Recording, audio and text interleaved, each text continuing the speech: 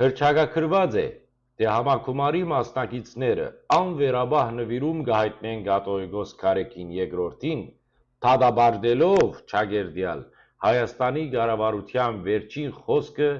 ձայն որակելով որպես հակաեկեղեցական և աբասկային։ Սակայն ուշադիր ընթերցողի համար այդ ամբողջ հայտարարությունը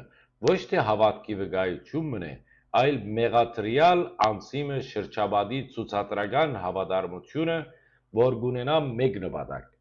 վերցնել մեղավորի շուրջ ստեղծված ճնշումը և պահպանել համակարգային լռությունը։ Բայց երբ այդ մեղավորը արդեն երկար տարիներ վարած է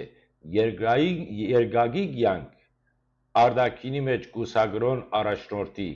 իսկ ներքինի մեջ ապօրինի ընտանիքներու դեր անձնավորության դիրքեն,